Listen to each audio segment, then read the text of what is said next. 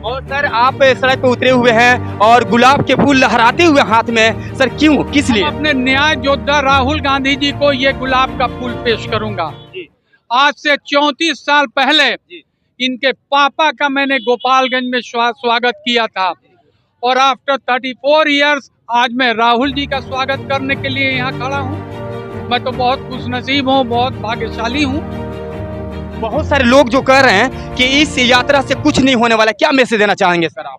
वो बेवकूफ लोग ऐसी बात कर रहे हैं। ये पैसा दे करके ये भीड़ नहीं जुटाया गया है। सब लोग स्वेच्छा से अपनी खुशी से आ रहे हैं, इसलिए कि देश का विकास नहीं हो रहा है। नौजवान मारे मारे फिर रहे हैं, उनको नौकरी नहीं मिल रही है। ये गवर्नमेंट क्या किया है? सब तो कांग्रेस के जमाने का किया हुआ है। ये माने he is only creating problem everywhere. जात पात का भेदभाव, हिंदू मुसलमान, मंदिर मस्जिद, इससे देश का विकास नहीं होगा। आज भारत एक युवाओं का देश। आज मुझे देख रहा हूँ कि चारों तरफ युवा नजर आ रहा है, उसके बारे में क्या ख्याल है? चारों तरफ युवा तो मतलब कांग्रेस पार्टी के और राहुल जी के न्याय योद्धा के दीवाने हो गए हैं। मैं तो सासाराम भी गया था, वहां भी मैं देख कर आया हूं कि चारों तरफ युवा जो है इतने मतलब इतना मतलब सब लोग रेस थे कि मतलब कहने की बात नहीं, तिल रखने की जगह नहीं थी। बहुत जोश के साथ ये सरकार, भाजपा सरकार को उखाड़ फेंकने का पब्लिक अपने आप जो है संकल्प ले लिया है और उखाड़ करके फेंकेगा। राहुल गांधी को प्रधानमंत्री देश का बनाए। आप हाथ में गुलाब के फूल लेकर अब पूरे युवाओं के साथ उतरे हुए हैं, क्यों खड़े हैं यहाँ पे? इसलिए कि राहुल गांधी को ये गुलाब का फूल हम प्रेजेंट करना चाहेंगे और उन्हीं के हाथों में मैं देना चाहूंगा, इसलिए कि गुलाब के फूल के तरह वो खिले रहें। और उनके नाना पंडित जवाहरलाल नेहरू हमेशा कोट पे गुलाब का फूल लगाया करते। और आप अभी जो जगमलवा पंचायत के मुखिया हैं और उसके बाद पूरे देश के बारे में सोचने का आप विकल्प रखते हैं, क्या कहेंगे पूरे देशवासियों को कि जो राहुल गांधी जो ये वोटर यात्रा जो लेकर और उतरे हुए हैं, क्या कहना चाहेंगे पूरे समाज? इसके बारे में मैं कहना चाहूंगा कि पूरे देशवासी का, जिन लोगों का नाम करते हैं वो कमजोर वर्ग के लोग हैं, गरीब लोग हैं, मुसलमान हैं, शेड्यूल कास्ट है, आपको क्या कहते हैं कि ओबीसी है, इन लोगों का नाम काटा गया है। और बहुत बड़ी मेहरबानी और बहुत बहुत धन्यवाद हम देना चाहेंगे राहुल गांधी को कि इस धरती के जो लोग इससे वंचित होने वाले हैं उनको रोड पर खड़ा करके उनको वोट देने का अधिकार दिलवाया है। इसके वजह से सारी जनता जो है राहुल गांधी के पीछे खड़ी हुई है। जैसा आदेश वो दें वैसा करने के लिए पब्लिक टोटल जीव जान से खड़ी है।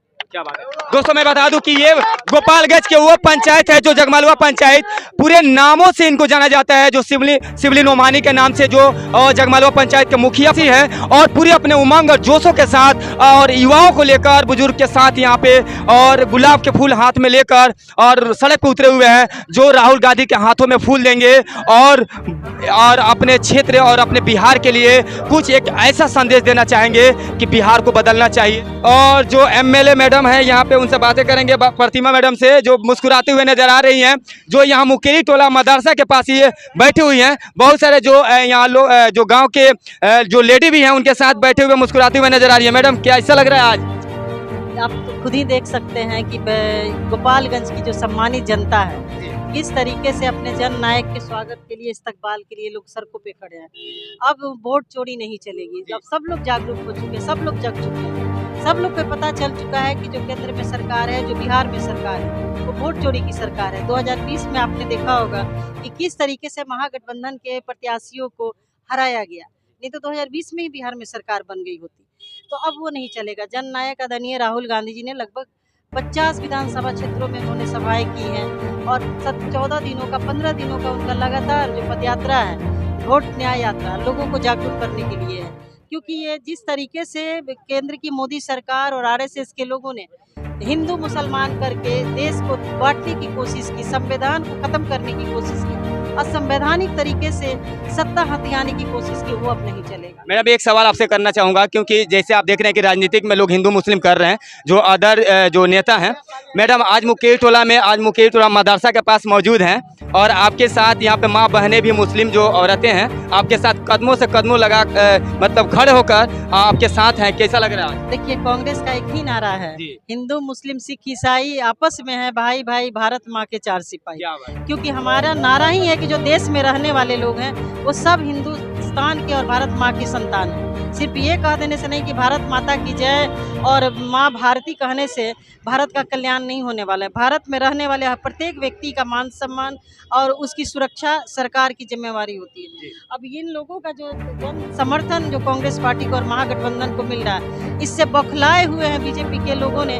कांग्रेस कार्यालय पे हमला कर दिया है। आज हमारे ऑफिस में उन्होंने तोड़फोड़ किया है पटना के सदाकत आश्रम में, और बहुत सी गाड़ियों को क्षतिग्रस्त कर दिया है। इसको बिहार की जनता देख रही है और ये कतई बर्दाश्त नहीं किया जाएगा। इसका जवाब लोग विधानसभा का जो चुनाव आ रहा है 25 में जनता मुंहतोड़ तरीके से देगी और इस सरकार को बदलेगी। मैडम पटना में देखा जा रहा है कि आज सुबह का न्यूज है कि वहाँ पे जो इस यात्रा में कुछ बीजेपी के कार्यकर्ता वहाँ पे तोड़फोड़ किए हैं, क्या कहेंगे उसको? कुछ नहीं, बीजेपी के आकाही गुंडागर्दी पे उतारू हो गए हैं।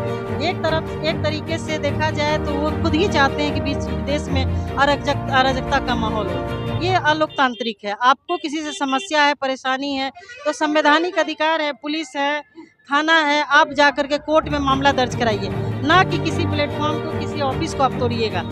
चाहे किसी भी ऑफिस का, देश के अंदर जो भी पॉलिटिकल पार्टियां हैं वो जनता की आवाज़ को बुलंद करने वाली पार्टी होती है, लेकिन जिस हमारी पार्टी कांग्रेस पार्टी देश को आज़ाद कराने वाली पार्टी है और हमने कभी देश में फूट डालने वाला काम नहीं किया, लोगों को तोड़ने का काम नहीं किया। कांग्रेस पार्टी हमेशा लोगों को जोड़ना चाहती है और एक सूत्र में बांध करके देश के लोगों के एकता और अखंडता के साथ देश का विकास चाहती है। और वैसे में हमारे कार्यालय पर ये हमला करना ये बिल्कुल ही दुखद और शर्मनाक है और निंदनीय है।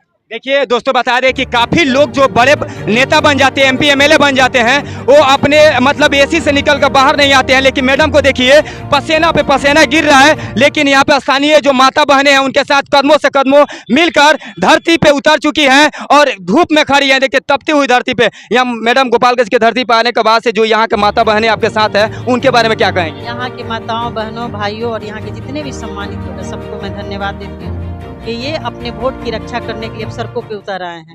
एक बार आप लोग नारा लगाइए, वोट चोर, वोट चोर, वोट चोर।